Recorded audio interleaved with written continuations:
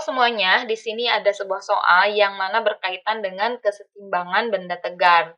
Jadi ada gambar di sini, sebenarnya ini sedikit kurang proporsional gambarnya, harusnya itu AC ini tuh tegak ya, jadi kayak lurus aja gitu, tapi di sini potongan gambarnya itu sedikit kurang benar gitu, jadi terlihat miring, sebenarnya AC itu harusnya lurus, kayak gitu.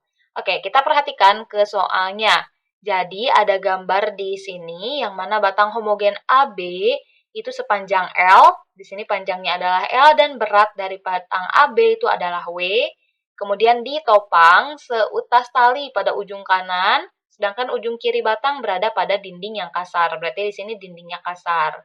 Kemudian batang berada pada kondisi setimbang saat tali membentuk 37 derajat terhadap dinding dan batang tegak lurus dengan tali seperti gambar. Di sini talinya itu tegak lurus dengan batang. Kemudian pada ujung kanan itu terdapat beban sebesar 6W. Jadi yang ditanyakan adalah koefisien gesekan antara batang dengan dinding. Di sini berarti kita ingin mengetahui koefisien gesekan statis karena bendanya dalam keadaan diam atau dalam keadaan setimbang. Kemudian kita tulis diketahuinya panjang dari batang adalah L, jadi kita tulis L sama dengan L.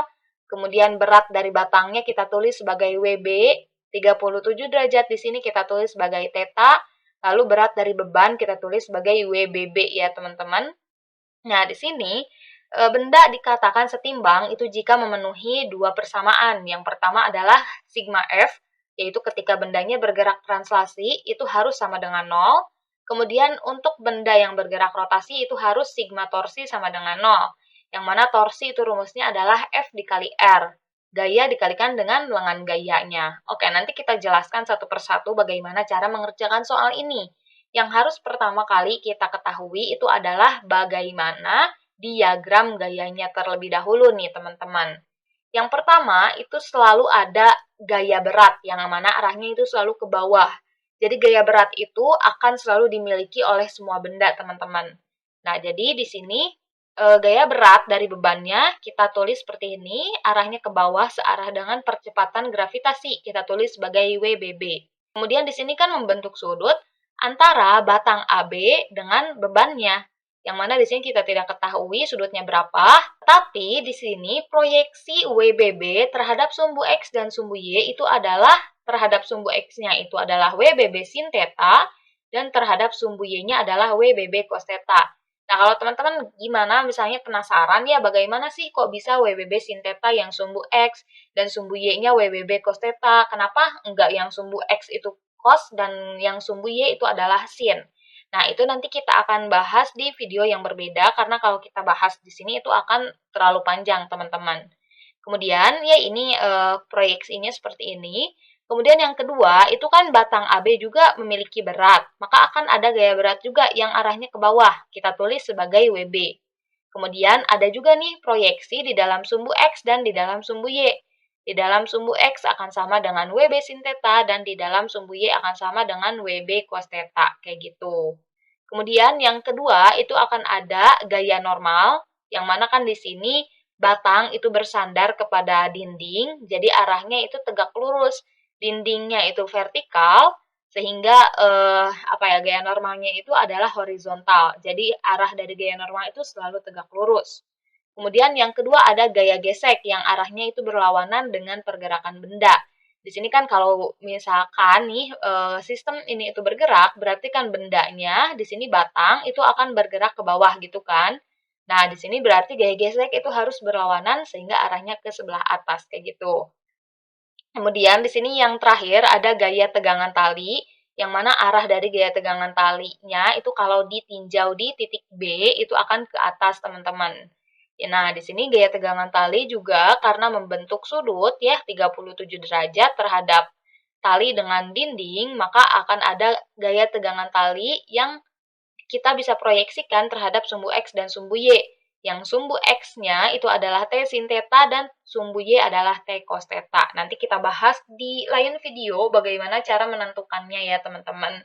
Jadi untuk sekarang ini adalah diagram gaya yang akan bekerja pada sistemnya. Oke, sekarang langkah yang kedua untuk soalnya kita hilangkan aja karena tidak terlalu penting. Yang paling penting adalah diagram gayanya. Oke, selanjutnya di sini Yang pertama kita cari terlebih dahulu berapa besar gaya normalnya. Perhatikan nih teman-teman, gaya normal itu bergerak di dalam arah horizontal atau di dalam arah sumbu X istilahnya. Berarti untuk mencari gaya normal, kita akan gunakan persamaan sigma F, tapi kita tinjau di dalam arah sumbu X saja, itu sama dengan 0. Kemudian kita perhatikan yang di dalam arah sumbu X yang sejajar gitu ya, itu adalah ada gaya normal dan ada T sin theta. Loh, kenapa nih WBB sin theta dan WB sin theta itu tidak diikut sertakan? Karena kan ini tidak sejajar dengan gaya normal. Jadi yang sejajar itu hanya gaya normal dan T sin theta saja. Yang mana arahnya saling berlawanan, gaya normal itu ke kanan dan T sin theta itu ke sebelah kiri. Jadi karena gaya itu besaran vektor, maka harus ada yang positif dan ada yang negatif karena arahnya tadi berlawanan. Kita asumsikan yang ke kanan itu positif, jadi N itu akan positif, dan T sin theta itu akan bernilai negatif. Nah, kita pindah ruaskan min T sin theta ke kanan, jadi N sama dengan T sin theta, dengan θ-nya adalah 37 derajat, lalu sinus dari 37 derajat adalah 0,6. Jadi gaya normalnya akan sama dengan 0,6 T. Kemudian langkah yang kedua kita akan mencari gaya geseknya terlebih dahulu nih teman-teman. Kita perhatikan gaya gesek itu arahnya ke atas atau di dalam arah vertikal. Kita perhatikan yang arahnya vertikal yang sejajar dengan FG itu adalah gaya gesek, kemudian T cos theta, kemudian WB, dan WBB, teman-teman. Kayak gitu ya. Kalau misalkan WBB cos theta dan WB cos theta itu tidak akan kita ikut sertakan karena membentuk sudut kalau misalkan kita tarik garis lurus saja terhadap FG gitu. Jadi gaya geseknya kita bisa tinjau dengan sigma FY sama dengan 0, yang mana ada 3 gaya yang bekerja, ada 4 gaya yang bekerja, FG, T cos theta, WB, dan WBB. Di sini FG dan T cos theta searah, kemudian WB dan WBB searah, yaitu ke bawah. Berarti yang arahnya ke atas kita asumsikan positif dan yang ke bawah itu negatif. Jadi FG itu harus ditambah dengan T cos theta, dikurangi dengan WB, dikurangi dengan WBB. Nah, kita masukkan θ-nya adalah 37 derajat, kemudian WB itu adalah W, dan WBB adalah 6W. Kosinus dari 37 derajat itu adalah 0,8, lalu min W dikurangi 6W adalah min 7W. Lalu karena kita ingin mengetahui FG, di sini 0,8T dikurangi 7W bisa kita pindah ruaskan ke kanan. Jadi FG akan sama dengan 7W dikurangi dengan 0,8T. Nah, kemudian langkah yang ketiga, di sini kita akan mencari tegangan talinya terlebih dahulu, teman-teman. Di perhitungan-perhitungan sebelumnya kita sudah mengetahui gaya gesek dan gaya normal, yang mana dua-duanya itu mengandung T. Nah, di sini T-nya harus kita cari nih berapa. Untuk mengetahui berapa besar T, di sini kita akan tinjau syarat kesetimbangan yang kedua, yaitu sigma torsi sama dengan 0. Nah, kita akan ambil sumbu putar di titik A, teman-teman. Berarti FG dan N itu akan torsinya itu akan sama dengan 0. Kenapa? Karena R-nya itu akan sama dengan 0. R di sini kan lengan gaya, yang mana lengan gaya itu berarti jarak dari gayanya ke sumbu putar. Di sini gaya gesek dan gaya normal itu ada di titik A, yang mana titik A adalah sumbu putar.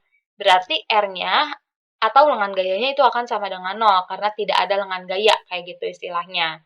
Nah, kemudian kita perhatikan nih, berarti gaya-gaya yang bekerja itu apa aja. Yang pertama, itu akan ada gaya tegangan tali yang akan berlaku, dan di sini kita ambil yang gaya tegangan talinya, bukan T cos theta dan T sin theta, karena syaratnya F dikali R itu adalah harus tegak lurus.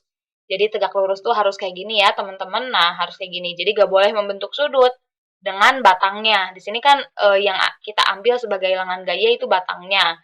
Berarti yang tegak lurusnya itu adalah bagian T. T cos theta dan T sin theta itu membentuk sudut terhadap batang. Jadi nggak bisa kita ambil gitu ya. Kita ambil yang tegak lurus yaitu gaya tegangan tali. Kemudian yang kedua itu adalah WBB cos theta di sini.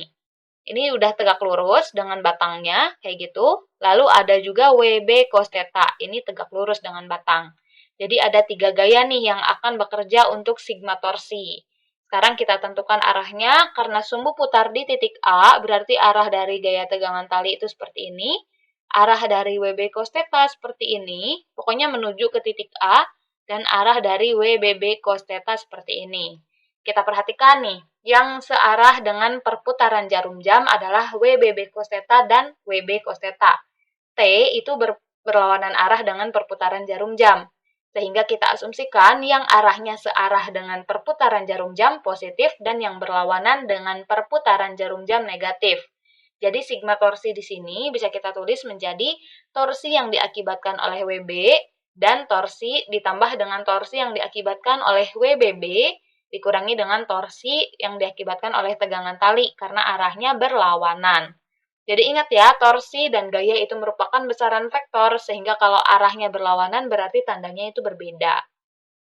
Oke, sekarang kita masukkan nih rumus torsi itu adalah F dikali R, berarti F-nya atau gayanya untuk WB itu adalah WB cos theta, lalu untuk R-nya kita tulis sebagai RB. Kemudian untuk torsi WBB, di sini yang tegak lurus adalah WBB cos theta, dikalikan dengan RB atau lengan gayanya, sama juga dengan ini tegangan tali, gaya tegangan tali dikalikan dengan lengan gayanya. Oke, sekarang kita tentukan lengan gayanya nih, teman-teman. Di sini untuk RB, di sini kan posisi WB cos theta itu di sini ya, teman-teman, yang mana di tengah-tengah dari panjang AB. Berarti RB itu akan sama dengan setengah L atau setengah dari panjang batangnya. Ya, terus WB-nya itu adalah sebesar W dan theta adalah 37 derajat. Lalu WBB adalah 6W, tetanya 37 derajat. Lalu RBB-nya kita perhatikan. Di sini kan WBB cos theta itu berada di ujung, berarti jarak dari ujung B ke ujung A itu akan sama dengan panjang batang AB, yaitu L. Lalu sama juga dengan ini, gaya tegangan tali itu berada di ujung, di titik B, berarti lengan gayanya atau jarak dari gaya tegangan tali ke titik A itu adalah sebesar L, yaitu panjang batang. Oke, sekarang kita selesaikan perhitungannya. Kosinus 37 derajat itu adalah 0,8 dikalikan dengan W, kemudian kosinus 37 derajat juga 0,8 dikalikan dengan 6W, kemudian T dikali L-nya bisa kita pindah ruaskan ke ruas kanan, teman-teman. Lalu, 0,8W dikali 1/2 itu adalah 0,4W, lalu 6W dikali 0,8 adalah 4,8W. Di sini 0,4 WL ditambah 4,8 WL adalah 5,2 WL. Lalu di sini di kedua ruas itu ada L nih teman-teman. Jadi kalau kedua ruas kita bagi dengan L, maka L-nya dapat kita coret. Sehingga yang tersisa adalah T sama dengan 5,2 W, kayak gitu. Lalu di sini langkah yang terakhir, kita akan cari koefisien geseknya. Sebelumnya kita udah dapetin gaya normalnya adalah 0,6T, gaya gesek adalah 7W min 0,8T, dan gaya tegangan talinya adalah 5,2W. Sebelumnya ini tolong diabaikan terlebih dahulu. Kayaknya ini gak keburu keedit gitu ya, jadi harus kita tulis aja kayak gini, gak apa-apa ya. Kita akan jelaskan kok satu persatu step-stepnya.